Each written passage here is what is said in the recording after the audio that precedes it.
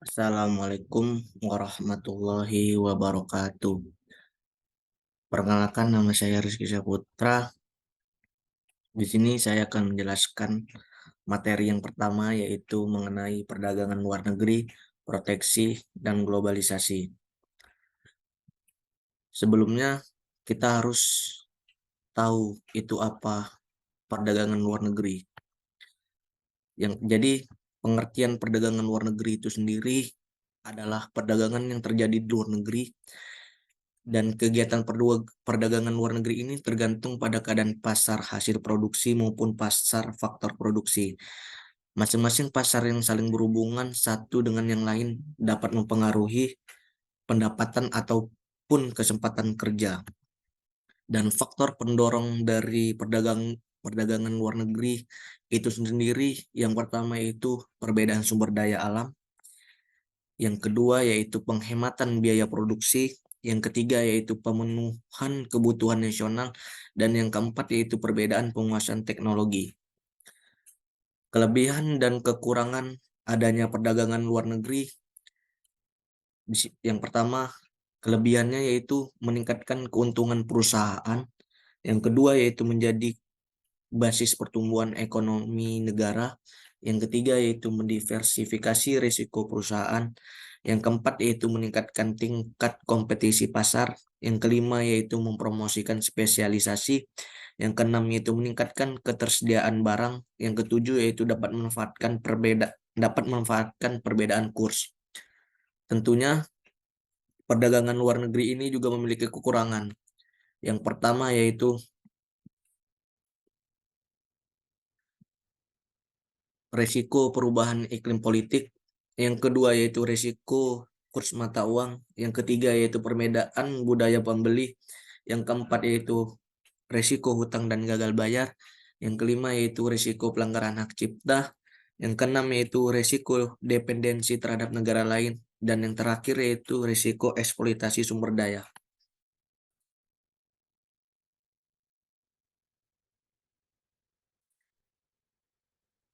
Terus yang kedua yaitu proteksi. Apa sih proteksi itu? Jadi pengertian proteksi yaitu perlindungan dalam perdagangan atau industri. Tujuannya yaitu untuk melindungi industri dalam negeri dari persaingan barang impor. Hal ini misalnya dapat dijalankan dengan tarif, kota, dan sebagainya. Faktor pendorong dari proteksi itu sendiri, yang pertama yaitu mengatasi masalah deflasi dan pengangguran. Yang kedua yaitu mendorong perkembangan industri baru. Yang ketiga yaitu menghindari kemerosotan industri-industri tertentu. Yang keempat yaitu memperbaiki neraca pembayaran. Dan yang kelima yaitu menghindari dumping. Tentunya proteksi ini memiliki kelebihan dan kekurangan. Kelebihannya itu yang pertama mengurangi tingkat persaingan akibat perdagangan impor.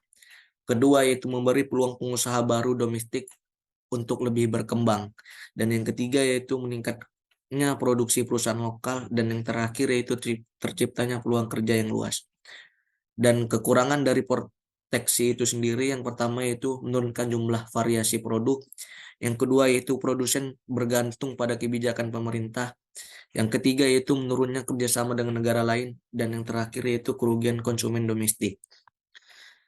Yang ketiga, di sini saya akan menjelaskan globalisasi.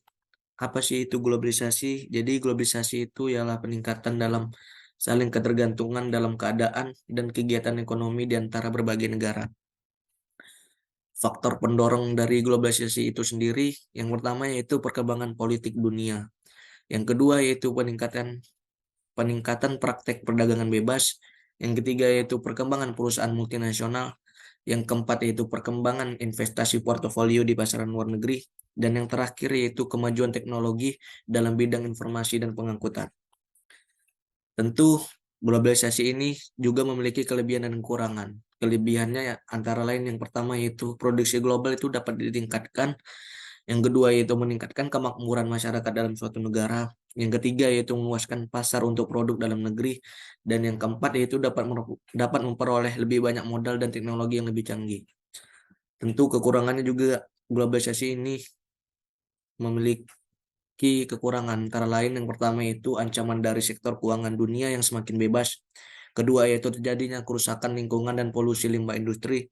Ketiga yaitu perusahaan dalam negeri ini lebih tertarik bermitra dengan perusahaan dari luar. Yang keempat yaitu ancaman masuknya tenaga kerja asing di Indonesia yang lebih profesional SDM-nya. Dan hubungan antara perdagangan luar negeri, proteksi dan globalisasi itu sendiri. Jadi di sini dalam melakukan perdagangan luar negeri, suatu negara perlu melakukan proteksi dengan tujuan untuk melindungi perekonomian domestik. Di sisi lain, proteksi itu merugikan konsumen domestik karena mereka harus menanggung harga yang lebih tinggi dan membuat produsen domestik itu menjadi sangat tergantung pada kebijakan pemerintah untuk mendukung daya saing mereka di pasar internasional. Justru itu, penurunan intensitas persaingan juga berpotensi untuk melemahkan industri dalam negeri. Tanpa persaingan, tidak ada intensif untuk lebih inovatif dan lebih efisien. Akan tetapi, dengan munculnya globalisasi ini akan berdampak terhadap perdagangan internasional baik positif maupun negatif. Dengan mengetahui dampak globalisasi terhadap perdagangan internasional, negara dapat meminimalisir dampak negatif dan dampak positif di bidang ekonomi. Dampak positifnya yang pertama yaitu bebasnya pasar internasional, yang kedua itu kemudahan dalam ekspor dan impor, yang ketiga yaitu masuknya perusahaan asing di Indonesia, yang keempat yaitu terciptanya bisnis e-commerce, yang kelima yaitu meningkatnya sektor pariwisata. Dan dampak negatifnya juga mempunyai yang pertama yaitu terhambatnya pertumbuhan industri lokal, yang kedua yaitu kegiatan impor melebihi ekspor, ketiga yaitu kesenjangan sosial meningkat, dan yang keempat yaitu tumbuhnya kapitalisme. Dan studi kasus dari kasus yang saya jelaskan tadi, yang pertama yaitu salah satu kasus adanya politik proteksionisme dalam ekonomi politik perdagangan global adalah Country of Origin Labeling yang melibatkan politik proteksionisme Amerika Serikat terhadap Kanada. Yang kedua yaitu sebagai bentuk kebijakan proteksionisme Amerika Serikat terhadap impor daging sapi Kanada. Amerika Serikat ini menggunakan slogan soft market atau non tarif sebagai ancaman terhadap gangguan kesehatan yang sebenarnya tujuannya adalah untuk menghindari impor dari negara lain. Dan studi kasus lainnya yaitu terlihat para pragmatisme kebijakan Amerika Serikat sebagai negara yang mengaungkan pasar bebas justru melakukan proteksionisme terhadap impor hewan ternak serta produk-produk daging sapi dan babi dari Kanada, di mana dari pihak Amerika Serikat ini menganggap produk tersebut terkontaminasi penyakit BSE atau bovine spongiform encephalopathy atau sering dikenal dengan penyakit sapi gila. Yang terakhir yaitu kebijakan ini terlihat sangat sepihak karena belum ada penelitian lebih lanjut tentang produk. Kebiasaan pola perdagangan internasional yang dilakukan oleh Amerika Serikat adalah dengan menggunakan standarisasi konstitutif sebagai landasan hukum terhadap produk impor negara lain seperti halnya terhadap Kanada. Dan di sini saya akan memetik kesimpulan dan saran dari materi yang pertama yang saya jelaskan. Kesimpulannya yaitu ekonomi perdagangan internasional merupakan bagian dari ilmu ekonomi makro yang khusus membahas tentang hubungan antara suatu negara dan negara lainnya dalam mengalokasikan sumber daya atau faktor produksi yang tersedia di masing-masing negara. Adanya hubungan ekonomi perdagangan internasional ini sangat berguna dalam rangka mencapai kesejahteraan masyarakat dunia. Motivasi hubungan dagang internasional ini tidak lain adalah sebagai upaya menciptakan efisiensi dalam mengalokasikan sumber daya ekonomi antar negara dalam rangka meningkatkan utilitas sumber daya dunia untuk mencapai kemakmuran setiap bangsa dan negara. Dan sarannya yaitu kebijakan proteksionisme ini seharusnya disikapi sebagai cara untuk menjadikan integrasi ekonomi dan industrialisasi yang lebih kompetitif dan inovatif yang jika dipandang positif justru kebijakan ini tidak merusak tatanan ekonomi politik terhadap pasar. Yang perlu dilakukan adalah menghasilkan produk yang bersaing, kompetitif, inovatif, memperbaiki infrastruktur, tata kelola administrasi negara, tata kelola manajemen perusahaan agar ketika muncul kebijakan produksi negara dengan sejumlah pandangan dan asumsinya ini bisa menjadi pelajaran agar setiap event industri mempersiapkan diri dan produk terbaiknya untuk diimpor atau diekspor keluar. Terima kasih. Di sini saya akan melanjutkan materi yang kedua yaitu mengenai pengangguran, inflasi dan kebijakan pemerintah. Jadi apa sih itu inflasi? Jadi inflasi itu ialah proses kenaikan harga barang secara terus-menerus yang faktor penyebabnya adalah turunnya nilai mata uang dalam suatu periode tertentu. Dan faktor penyebab inflasi ini yang pertama yaitu tingkat permintaan barang dan jasa yang meningkat, namun persediaan barang dan jasa terbatas. Yang kedua yaitu kenaikan harga bahan dan biaya produksi. Yang ketiga yaitu tuntutan kenaikan upah dari pekerja. Yang keempat yaitu kenaikan harga barang impor. Yang kelima yaitu kekacauan politik dan ekonomi. Yang keenam yaitu uang yang beredar terlalu banyak. Dan yang ketujuh yaitu adanya perang. Jadi berdasarkan dari penyebabnya inflasi yaitu pertama itu inflasi tarikan permintaan atau demand pull inflation. Yang kedua yaitu inflasi dorongan penawaran atau cost push inflation. Yang ketiga yaitu inflasi spiral atau spiral inflation. Yang keempat yaitu inflasi impor atau imported inflation. Yang kedua yaitu di sini saya akan membahas kebijakan pemerintah.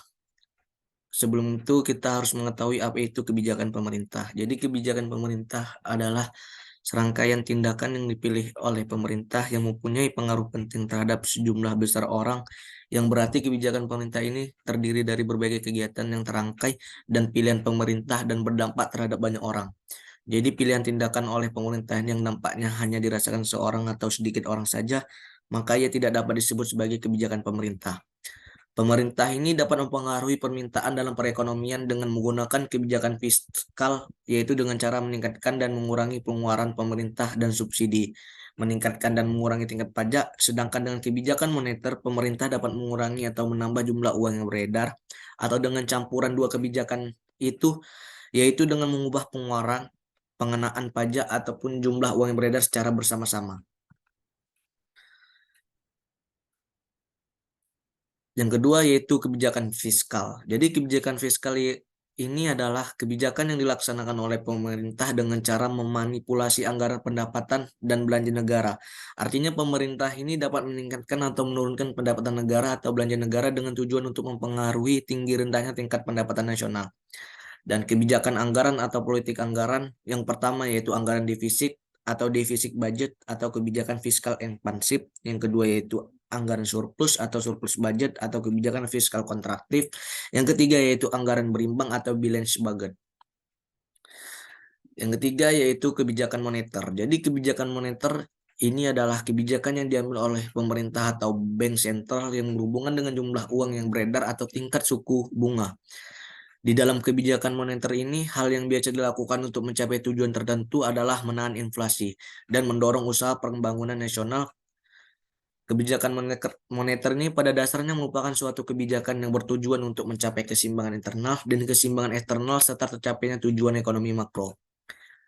Kebijakan moneter yang dilakukan, yang pertama yaitu kebijakan moneter langsung, yang kedua yaitu kebijakan moneter secara tidak langsung. Dan kebijakan moneter ini digolongkan menjadi dua, yaitu kebijakan moneter ekspansif atau moneter expansive policy, yang kedua yaitu kebijakan moneter kontraktif atau moneter contractive policy.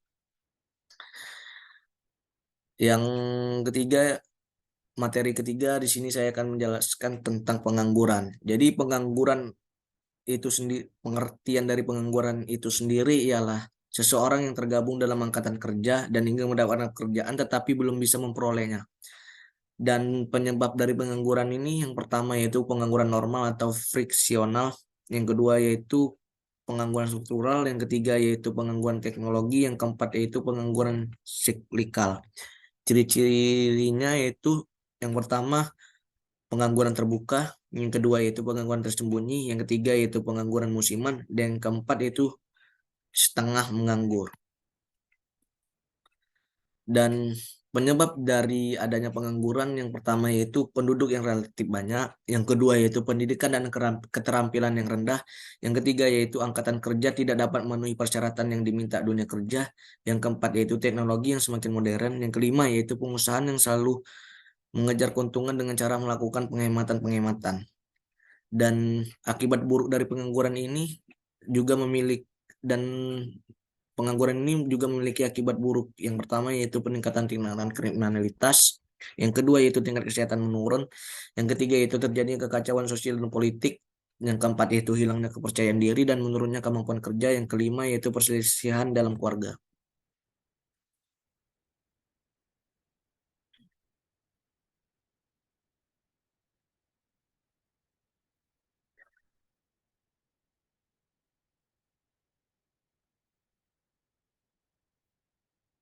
Dan kesimpulan dari materi yang saya jelaskan tadi yaitu beberapa ahli memprediksi bahwa 2003 akan menjadi tahun terberat bagi perekonomian dunia. Jadi kita sebagai warga Indonesia harus sudah mulai bersiap untuk menghadapi apapun yang akan datang di masa depan. Selain bergantung pada pemerintah, kita sebagai individu juga harus menyiapkan diri kita sendiri, mulai dari menabung, mengurangi utang, menambah skill dan pengetahuan, dan banyak persiapan lainnya yang bisa kita lakukan karena di tahun 2003 ini dan seterusnya akan menjadi tahun yang vital bagi kita semua, terutama remaja seperti kita yang akan mulai mencari pekerjaan atau memulai usaha.